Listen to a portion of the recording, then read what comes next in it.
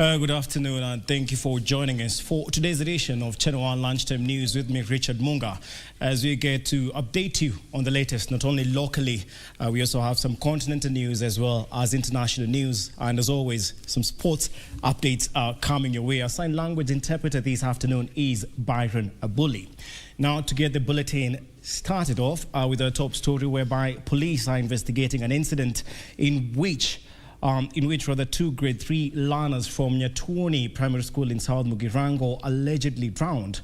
The duo are alleged to have sneaked out during a field trip to go for a swim when the tragedy happened.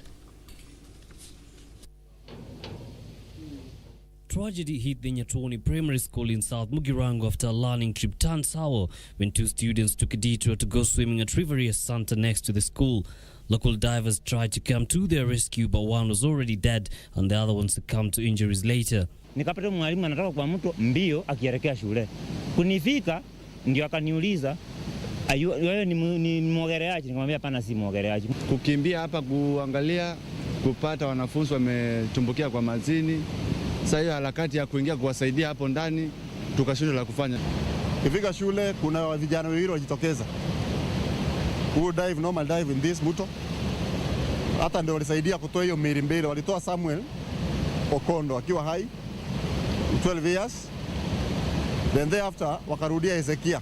Confirming the incident, Area Assistant Chief Isaac Obara suggested at least 2 teachers be in the company of pupils whenever they were out on a field trip. I insist mwalimu asitoke na watoto akiwa mmoja. At least wangekuwa mwalimu wawili, mmoja akifunza, mwingine akiangalia. The learners' bodies were moved to Kisii Teaching and Referral Hospital mortuary. Yusufar, Channel 1 News. Kenyan youth have been urged to look beyond white-collar jobs and consider investing in agriculture.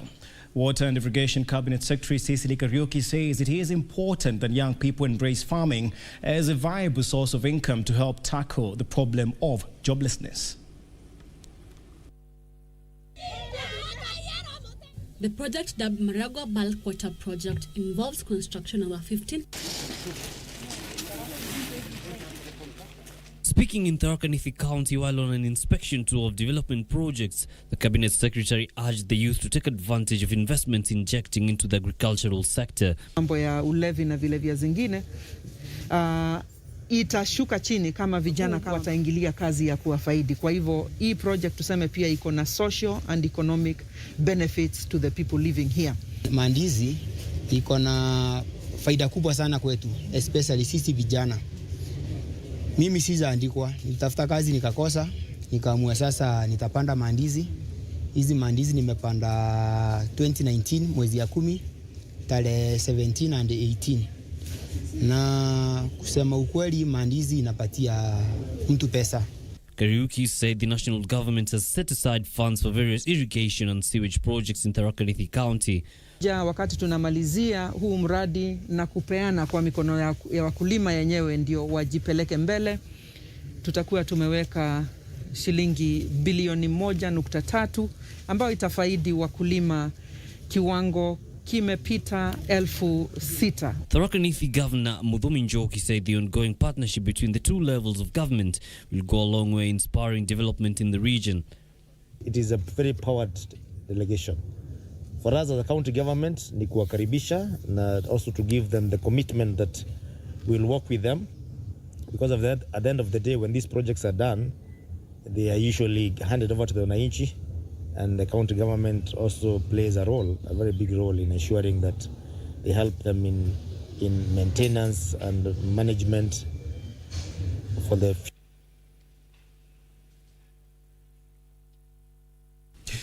Well, now, of course, as always, your feedback on the news is always appreciated right here on KBC Channel 1. So be sure to send your feedback our way via social media platforms on Facebook, KBC Channel 1.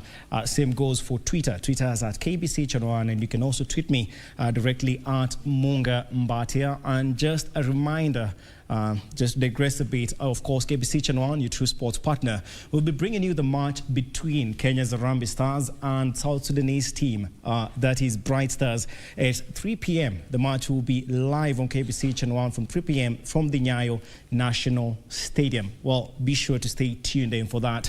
Now let's move on to other matters, whereby residents of MURAGUA in Murang'a County are set to benefit from an ongoing expansion of water projects in the region. The government is currently implementing an 800 million shillings mega water project, which will see water connection in the sub-county increase from 20% to more than 50%. The project, dubbed MURAGUA Bulk Water Project, involves construction of a 15,000 cubic meters water treatment plant and a storage tank, which are currently at 30% complete. So actually, we came to see the progress of the work. The dam is the dam and its components. The dam, its treatment plant, and the pipeline is at 30% overall. And it's our hope that by the end of the year, this project will be completed for handing over to the Muswasco, who will be managing the water supply. Speaking when he inspected the project, Water and Irrigation Principal Secretary Joseph Wairagu said by the end of this year, the project will be complete and locals will get water in their homes. And I think with the now water for irrigation, this will be a thing of the past. So we are very thankful to Uhuru's government, and we are also happy with our PS here, who is one of our own from Murang'a County, who is really working relentlessly to make sure that our president achieves his agendas. Despite being one of the major trading centers in the county, MURAGUA town has never been connected to piped water. The MURAGUA project, Wairagu said, is one of several other water projects the government is implementing in Murang'a.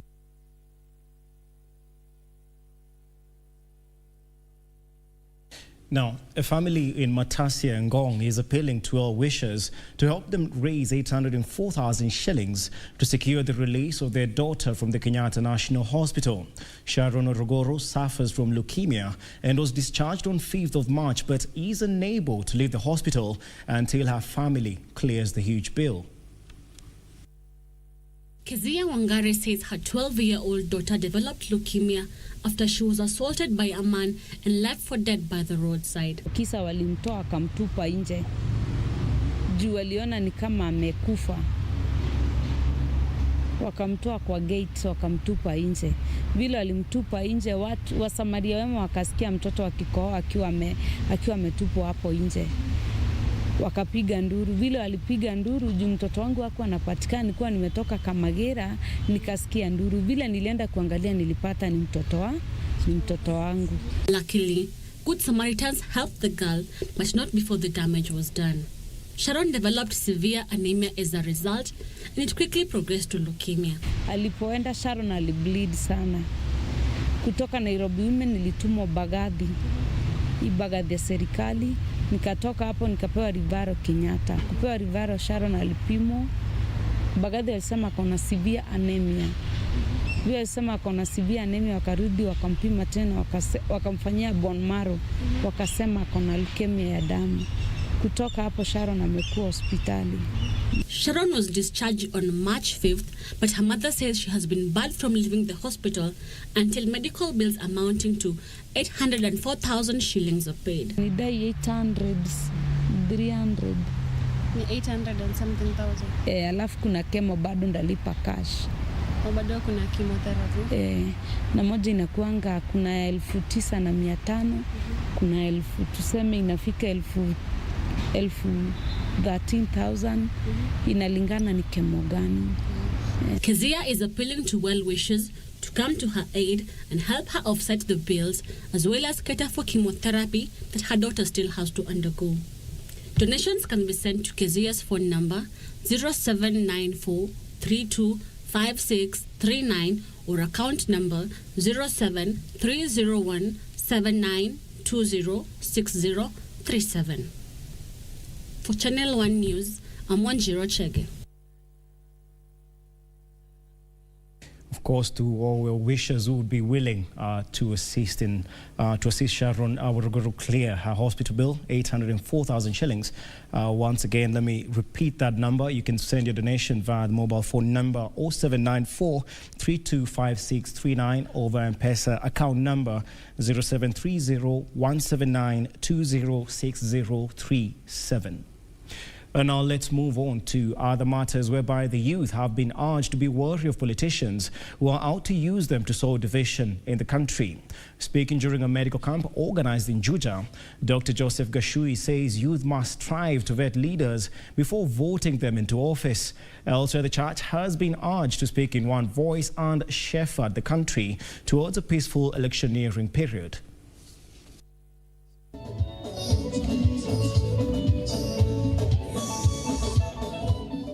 Juja parliamentary aspirant Dr. Joseph Gashui says the youth should leverage on their numerical advantage and choose progressive leaders instead of warmongers. Hali ingine baya sana juu watoto wetu hawana boarding schools where they can board.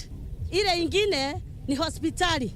Huwezi kaa bila afya mzuri, na tunataka afya mzuri sisi watu wa Juja. Na hii tunataka hii constituency yetu ijisimamishe, isiwe kama sublocation ama location. Juu kama hatuna uhai mzuri, tunaenda kutafuta matibabu Gatundu, tunaenda kutafuta matibabu Juja, Thika, tunaenda kutafuta matibabu mahali pengine. Hizo ni mali zetu sisi watu wa Juja, tunapeleka mahali ingine. Tunataka uchaguzi wa amani, hatutaki kushuhudia venye tunaona kaunti zingine, constituency zingine, opponent wako ameleta vijana walete vurugu.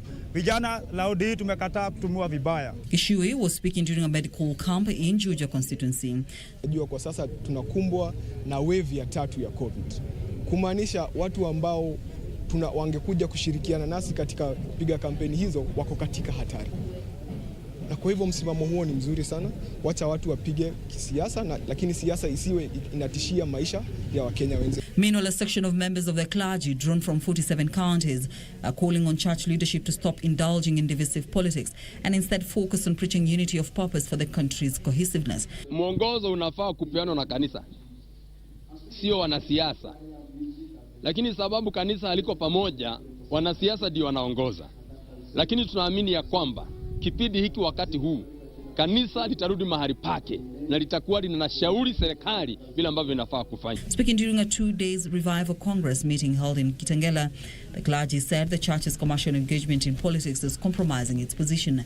According to the clergymen, the church has lost its focus and is instead playing affiliation politics. To a very difficult time, and we realize the church is losing voice because of the compromise that is there in this nation. So we are calling up the servants of God to pull up their socks, to walk in integrity and be what it is. Let our nay be nay and our yes be yes.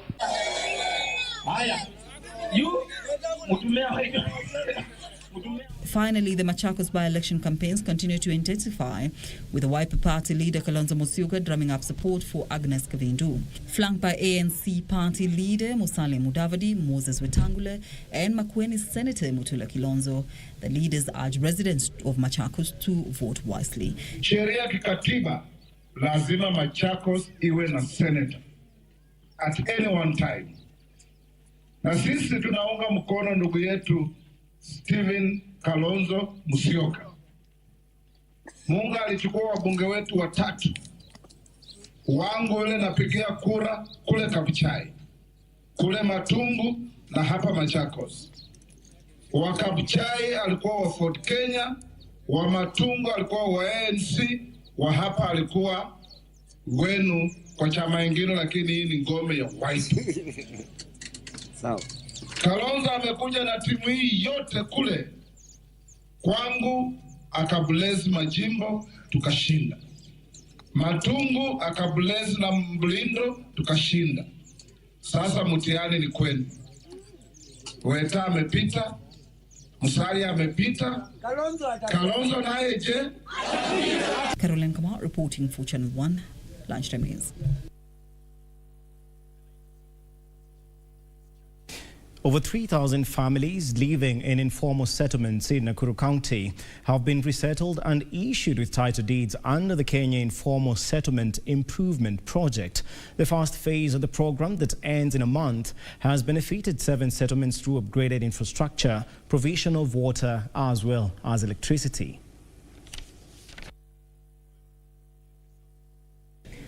This development comes as the government announced that the second phase of the project, which seeks to improve living conditions in the informal settlement, would kick off in April. We have achieved so much in terms of improving the infrastructure. We have improved the livelihoods through titling.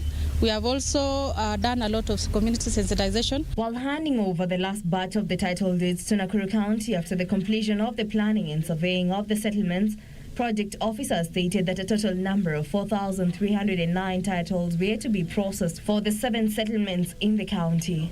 However, only 3,444 of the 4,309 titles had been processed, while the remaining 865 were subject of dispute owing to claims of double allocation and encroachment of public land. Component 1, the project management, or what we call the institutional strengthening. Component 2 was dealing with the enhancing of land tenure. That is why we are here today. Component 3 was the issue of infrastructure. We did a lot of infrastructure improvement in Nakuru.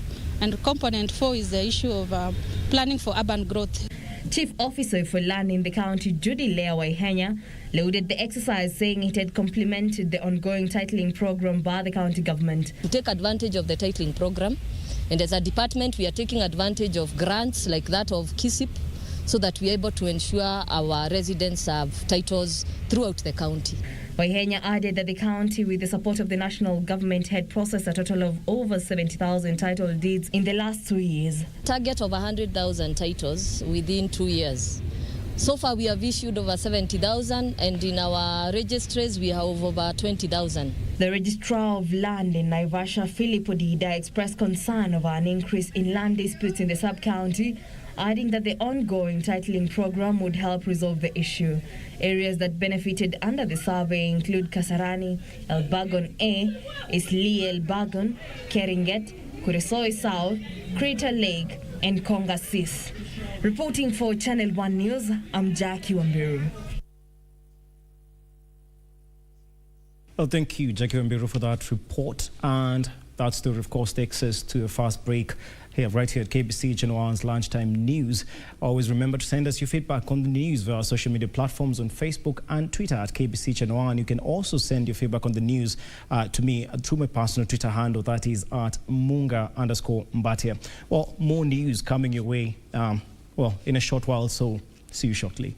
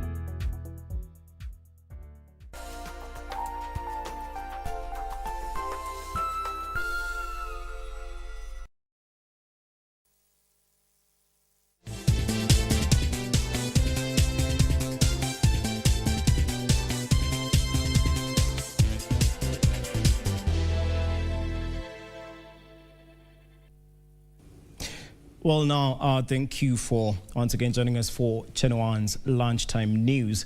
Now, first of all, I would like to thank those, of course, sending their feedback via social media platforms. And for those asking about the Harambee Stars match being played today, that's a friendly match. Harambee Stars versus South Sudan's Bright Stars, a friendly match in preparation, of course, for the AFCON qualifiers against Egypt and Togo. So remember that match, we'll be bringing you that match live right here on KBC Channel 1, your true sports partner, starting from 3 p.m. live from the Nyayo National Stadium. Well, now let's move on to other news. Kenya is marking exactly 1 year since the first case of the coronavirus was announced in the country. 1 year on, the country has over 100,000 confirmed cases and close to 2,000 fatalities. The government is still imposing stricter measures such as extension of curfew days and banning of gatherings in a bid to contain the spread of the contagion. Not a question of if we are going to get a case in due course, it was a question of when. And members of the press and fellow Kenyans, I want to inform you that the Ministry of Health has confirmed the first coronavirus case in Kenya. It is this announcement by Health Cabinet Secretary Mutahi Kagwe on Saturday last year that sent chills down the spines of Kenyans. The invisible enemy had penetrated through our borders, with the globe still trying to understand the virus.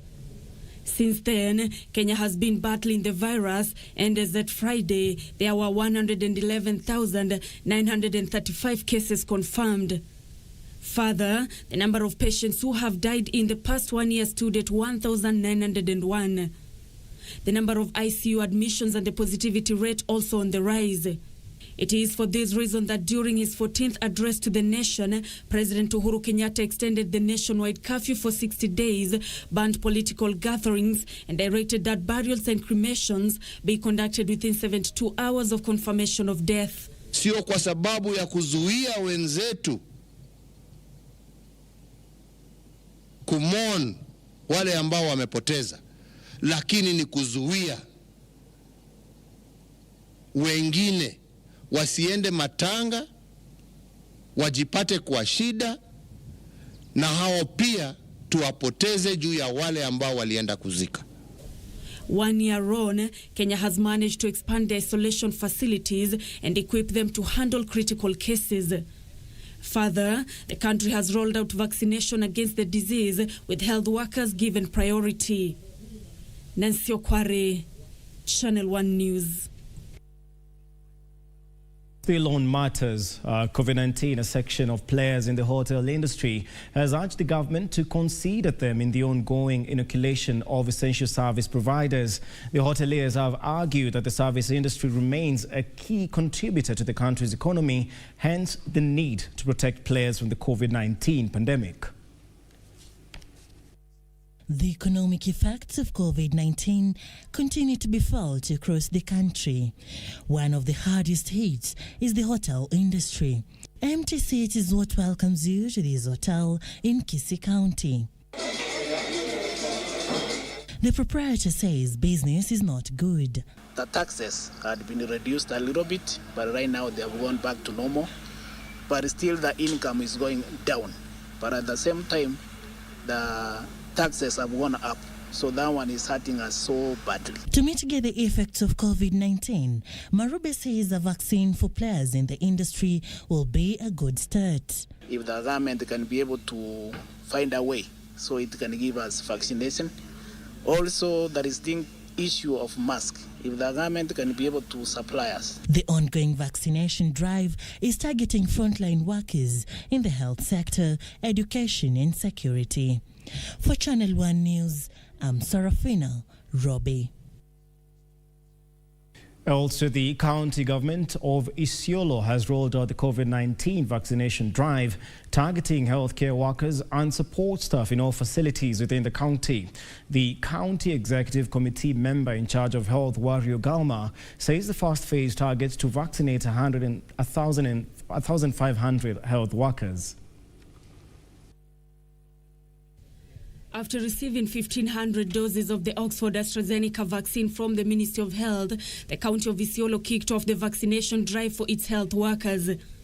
The county committee member in charge of health, Wario Galma, becoming the first in the county to receive the jab. He said with the 1,500 doses the county received, healthcare workers will be given priority. Kila mtu atapewa dozi mbili. Dozi ya kwanza vile nimepewa saa hii itanibidi nikae wiki 8 kwa sababu registration inafanyika online, na kufikia wiki 8 basi nitaenda kuchukua ya pili, kwa sababu saa hiyo registration yangu iko tayari na inaweza onekana wakati wote. According to Galma, all health workers